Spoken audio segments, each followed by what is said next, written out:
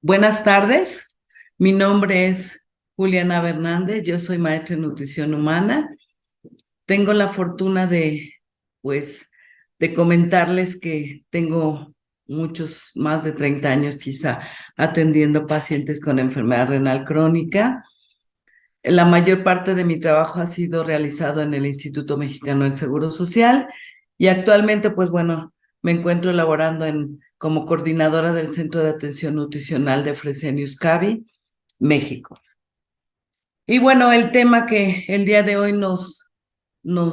corresponde compartir con ustedes es alimentación basada en plantas en el tratamiento de la enfermedad renal crónica.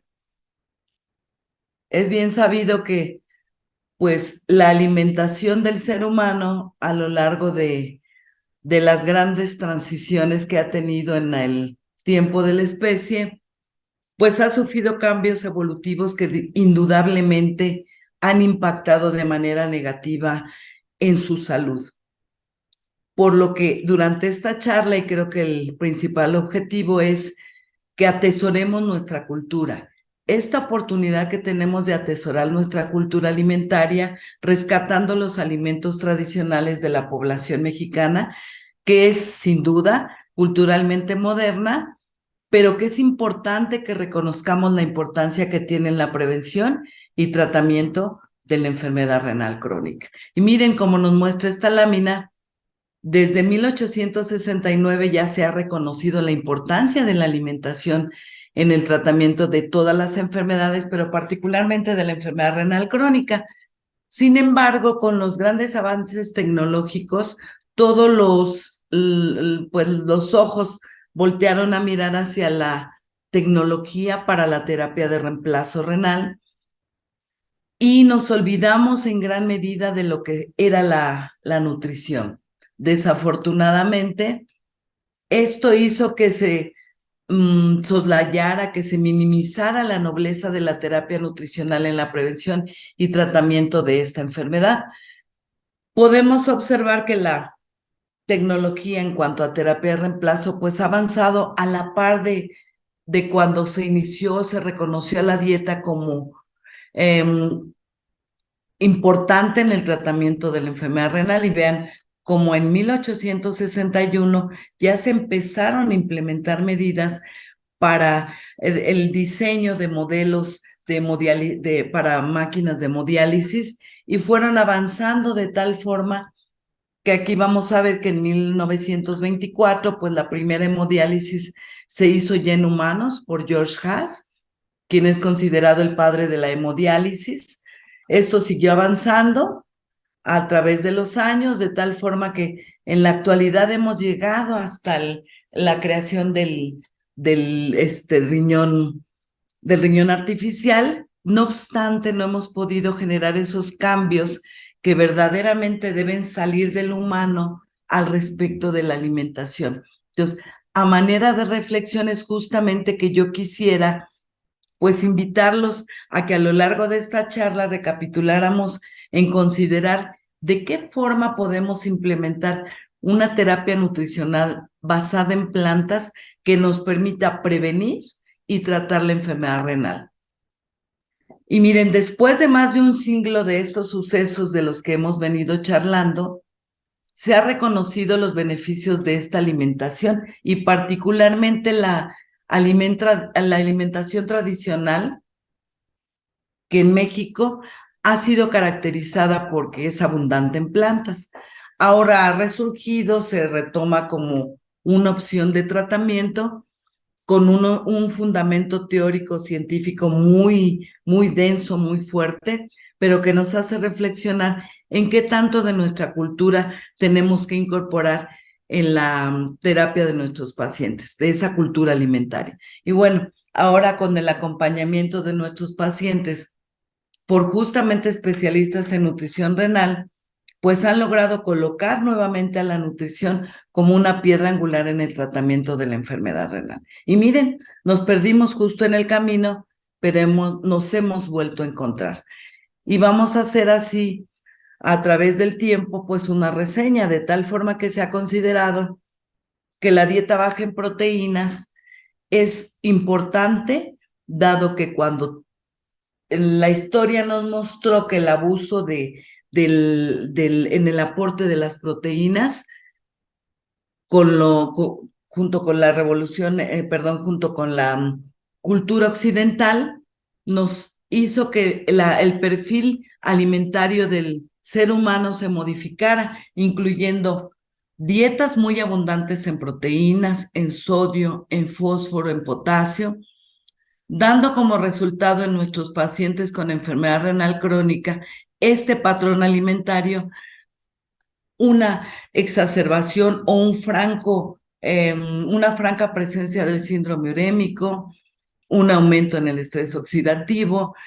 una disfunción endotelial, disminución en la producción de óxido nítrico, resistencia a la insulina, acidosis metabólica y desde luego el gran enemigo oculto del ser humano, que es la inflamación sistémica. El retomar y regresar justamente a un patrón alimentario muy diferente al que vemos aquí, pues nos haría obtener grandes beneficios en nuestros pacientes, dado que todas estas manifestaciones clínicas que aquí vemos pueden tratarse con una dieta modulada en proteínas. Esta dieta modulada en proteínas, que debe de ser caracterizada o individualizada para cada paciente, porque nos va a conferir beneficios en el control del fósforo, del calcio, de la proteinuria, en el control del hiperparatiroidismo y, por supuesto, en una pérdida más lenta de la función renal. Para poder lograr esta nutrición muy específica, muy de precisión en nuestros pacientes, es importante que consideremos el rol que juega la epigenética en el envejecimiento renal. Y miren, les muestro justamente esta lámina porque esta regulación está influenciada principalmente por la nutrición, por la inflamación, el microbioma intestinal, muchos factores psicosociales y desde luego el estilo de vida. Condición que desde el punto de vista muy particular que hoy nos atañe, la nutrición juega un papel muy importante en el cual tenemos que trabajar de forma ardua. Conforme avanza la enfermedad renal por diabetes o no por diabetes, o no diabética, perdón, vamos a observar cómo tenemos que ir haciendo ajustes en la ingesta alimentaria. Particularmente aquí pues se resalta la proteína. Entendemos que no es únicamente la proteína lo que se tiene que ir modulando, sino que es todo un conjunto de macro y micronutrimentos que lo que hacen es sinergia para poder dar un plan alimentario que atienda todas las alteraciones metabólicas y nutricionales que nuestros pacientes van manifestando a lo largo de la evolución de la enfermedad renal. Entonces, este patrón alimentario tiene que ser traspolado a alimentos. Esos componentes de los alimentos son los que yo les comentaba, hacen esa sinergia y logran hacer un patrón alimentario que impacte de manera favorable en el paciente. El gran temor de las personas que pues no tienen la experiencia de enfrentarse a patrones alimentarios o a pacientes más bien con enfermedad renal y que requieren patrones alimentarios muy personalizados y ajustados de forma individual en cuanto al aporte proteico, creo que la gran mayoría ve más el perjuicio que el beneficio. Quisiera yo platicar de forma rápida, breve, que ajuste en la cantidad de proteínas que el paciente demanda debe de irse haciendo a lo largo del tiempo conforme avanza la enfermedad renal, dado que vamos a ver beneficios en la hiperfiltración glomerular, en la proteinuria, en la disminución de las toxinas urémicas, en la disminución del estrés oxidativo, acidosis metabólica, paratormona y fósforo, mejora esa resistencia a la insulina y desde luego disminuye la presión arterial. Todo esto nos va a llevar justamente a una mejora en el control de la uremia y desde luego en retrasar la diálisis. Por otro lado, cuando esto está en manos de gente inexperta, lamentablemente tenemos el riesgo de desarrollar desgaste energético proteico. El objetivo de esta nutrición debe de ser un manejo muy individualizado, es decir, una medicina de precisión cuyo objetivo debe de ir encaminado justamente a atender todo esto que metabólicamente tiene el paciente alterado. Esto puede ser suplementado con cetoanálogos o sin cetoanálogos, pero el paciente debe de ser atendido para controlar todas estas alteraciones. Dado que sabemos que la salud del ser humano depende de factores muy particulares genéticos, pero de esa interacción entre la genética y el ambiente, y la nutrición emerge de ese ambiente en el cual el ser humano no se desenvuelve, podemos ver que a lo largo del tiempo se han visto el efecto de diferentes entornos alimentarios, como por ejemplo aquí vamos a ver en este documento que particularmente a mí me gusta mucho, pues nos habla de la dieta paleolítica y la dieta étnica, pues caracterizada porque puede influir en impactar de forma favorable en la inflamación y desde luego a prevenir y tratar algunas enfermedades. Vamos a ver cómo aquí la dieta paleolítica pues se caracterizaba por pues el alto contenido de frutas, de vegetales, de nueces particularmente, y en algún momento pues cuando empezamos a consumir en cantidades importantes la carne, pues, pero el control de la glucemia, la presión arterial, el perfil de lípidos, las cifras de proteínas se reactivan, la hemoglobina glicada, se infiere que fueron mejor controlados a cuando se incluyó en la alimentación el contexto alimentario occidental, en donde vemos ahora los resultados justamente de esos desórdenes de esta dieta occidental. De aquí surge precisamente ese concepto de dietas dominantes en plantas, que son en el caso del paciente con enfermedad renal, generalmente bajas en proteínas, pero adecuada a lo que el paciente requiere, pero que vamos a observar que justamente en estos trabajos que se han revisado, que aquí se mencionan los autores con el año de seguimiento, se observó que justamente cuando se incrementa solo 0.1 gramos de proteínas el consumo diario, la función renal declina 12 mililitros por año en este trabajo. O en el otro trabajo en el que aquí nos muestra un aumento en la hiperfiltración, declinación de la tasa de filtrado glomerular en este otro trabajo, y también el aumento en la ingesta proteica se asocia con una 48% de incidencia de enfermedad renal, por lo que nos ha hecho voltear a ver qué ha sucedido, qué hemos hecho a lo largo del tiempo, que nos ha llevado a la condición actual de alimentación y salud en la que nos encontramos. Aquí es un esquema en la que se observa justamente cuando la dieta es dominante en plantas y baja en proteínas, los efectos benéficos sobre la arteriola, efectos benéficos de vasoconstricción sobre la arteriola aferente y de vasodilatación sobre la arteriola eferente, disminuyendo con ello la presión intraglomerular. En estos ensayos clínicos que muestran indudablemente este metaanálisis a favor de la ingesta baja en proteínas para reducir el riesgo de enfermedad renal crónica en estos trabajos que se muestran en este metaanálisis. Y la descripción general de la dieta baja en proteínas, predominantemente vegetal, pues, para el manejo de la enfermedad renal crónica, denominada por sus siglas PLADO, se caracteriza porque justamente de este aporte proteico o de este patrón alimentario, el 50% de los alimentos deben de ser fuentes de plantas. Se caracterizan porque tienen un contenido de sodio menor a 4 gramos por día, un alto aporte de fibra,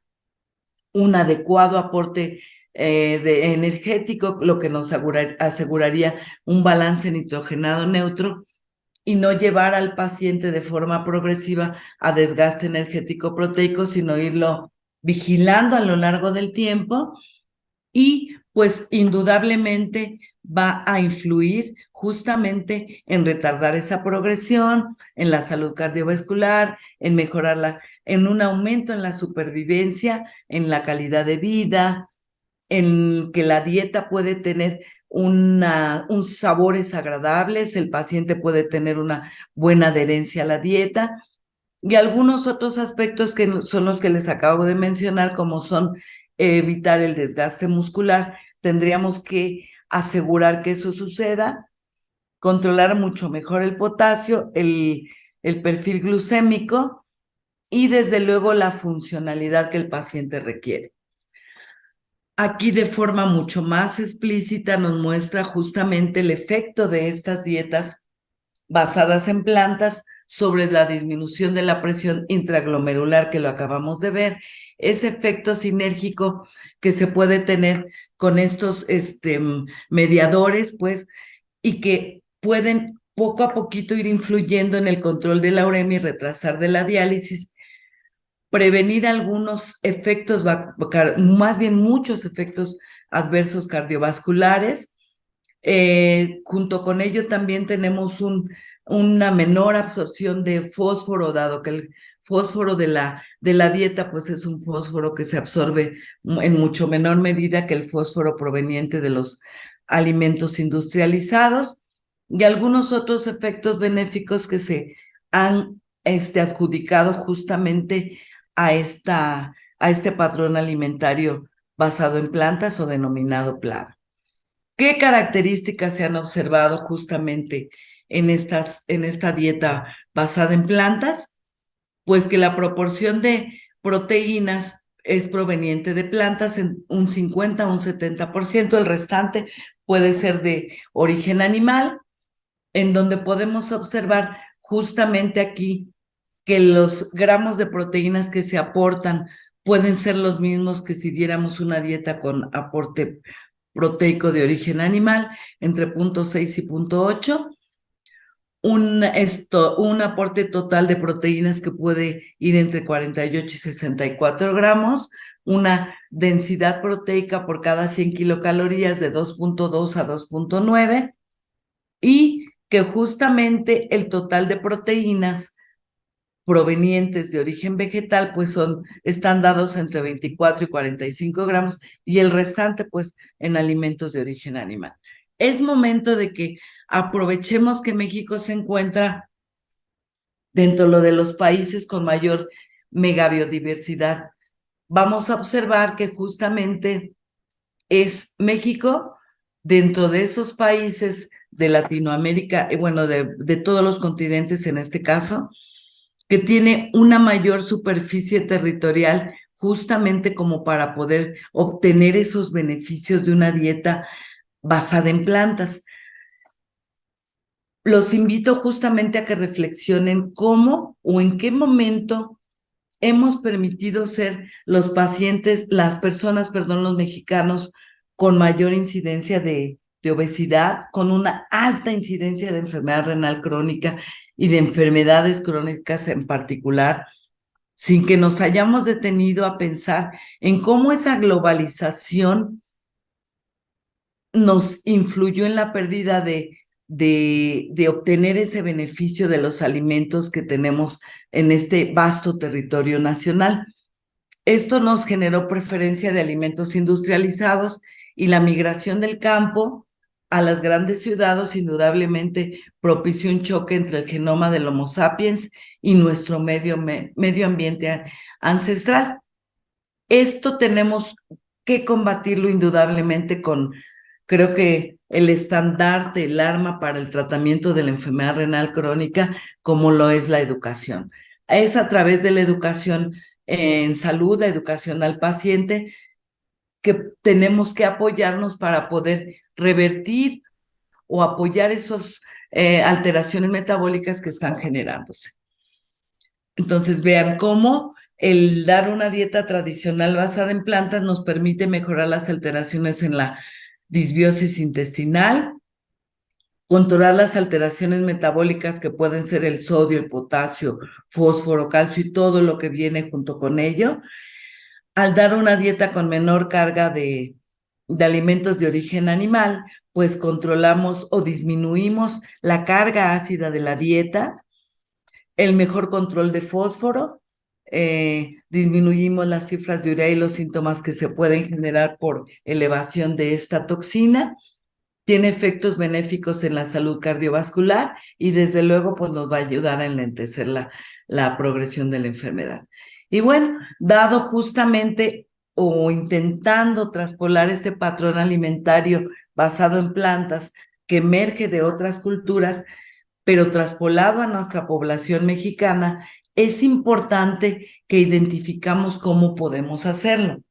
México desde tiempos prehispánicos ha desarrollado indudablemente una gran cultura alimentaria.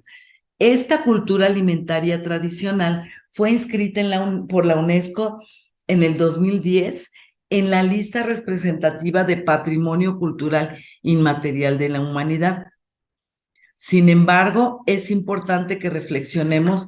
que la llegada de los españoles y el inicio de la globalización nos hizo que empezáramos a incluir alimentos industrializados con consecuencias muy lamentables en la salud del ser humano. Vamos a ver cómo hasta aquí teníamos una alimentación básicamente apoyada en plantas. Cuando viene las etapas históricas de esta alimentación en México, pues vamos a ver que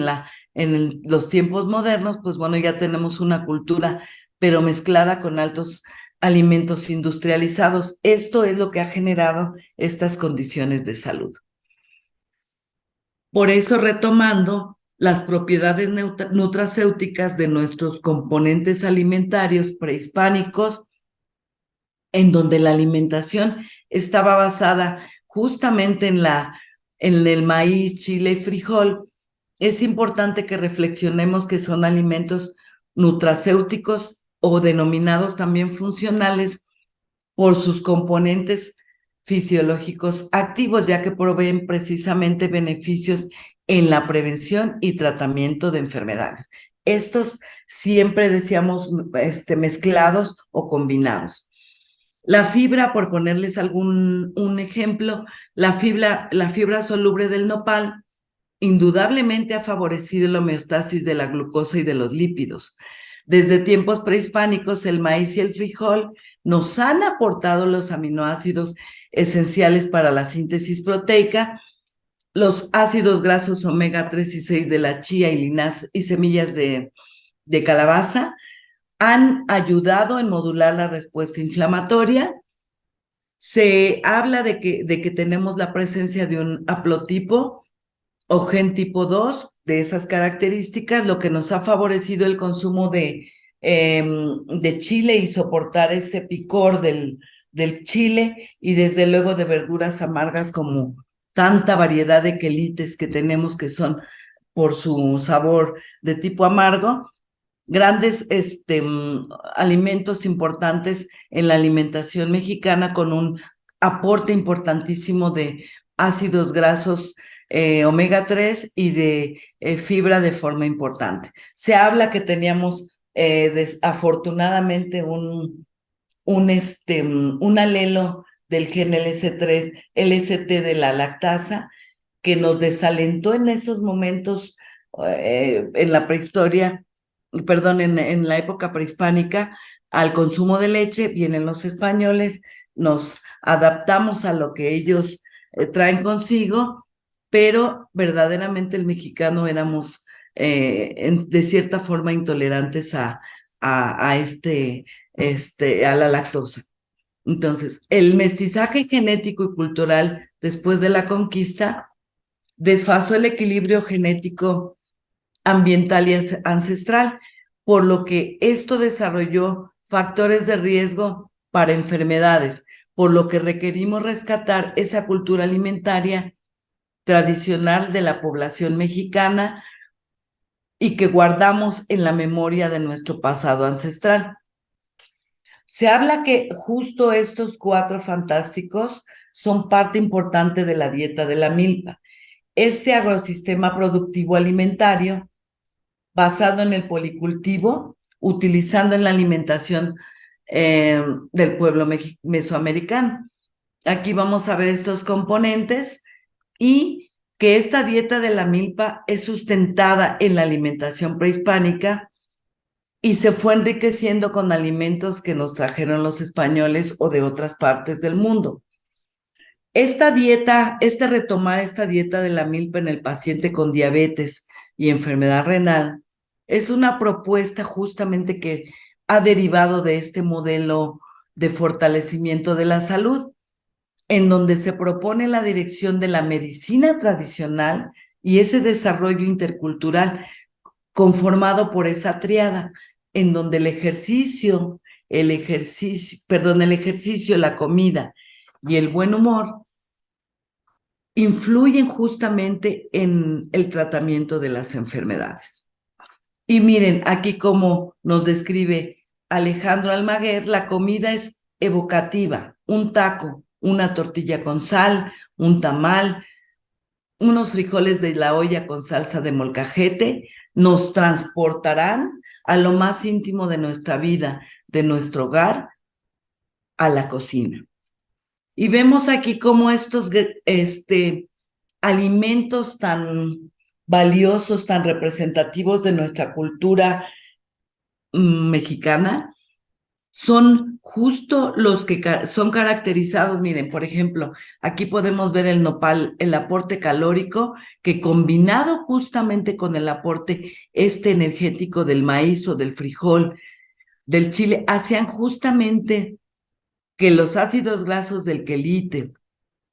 pudieran ser combinados con todos los componentes de los demás alimentos que integraban nuestra alimentación. Veamos cómo justamente aquí esta abundancia de micronutrientes e incluso oligoelementos aquí en el maíz, por ejemplo, de vitaminas, este aporte generoso de fibra y que sumado de todos los alimentos nos hacía que no careciéramos de un aporte de fibra necesario como para tener una adecuada microbiota intestinal. El complemento de la alimentación, que era la calabaza, el amaranto, la chía, aguacate y cacao, pues también se combinaban de forma pues artesanal para poder hacer mezclas de preparaciones alimentarias abundantes en nutrimentos, pero con un adecuado aporte energético. Vamos a ver entonces qué es justo la dieta de la milpa, un modelo a seguir y que comparado con la dieta mediterránea nos ofrece justamente beneficios cardiovasculares y en la salud renal que pudiéramos utilizar como fuentes de alimentos para la prevención y tratamiento de enfermedades. Miren, vean, por ejemplo, las grasas saludables que obtenemos nosotros del aguacate, pues en la dieta mediterránea se obtienen de los omega 9 del aceite de oliva, todos los frutos ancestrales, estos frutos que de verdad tenemos a un excelente costo y que la dieta mediterránea se limita a unos cuantos alimentos de frutas, pues, muchas semillas, más bien aquí nosotros cereales como serían los frijoles, oleaginosas como la semilla, las cacahuate, piñón, y la combinación de todas estas son alimentos abundantes en proteína que no requerirían un aporte extra de alimentos de origen animal. Vean cómo la punta de la pirámide, que es lo que menos consumíamos, aquí, por ejemplo, las carnes rojas, pues provenientes de del venado, del conejo aquí, del cerdo, res, cabra, oveja, y nosotros de los insectos. Los endulzantes que nosotros utilizábamos pues era la miel del maguey, miel de abeja, y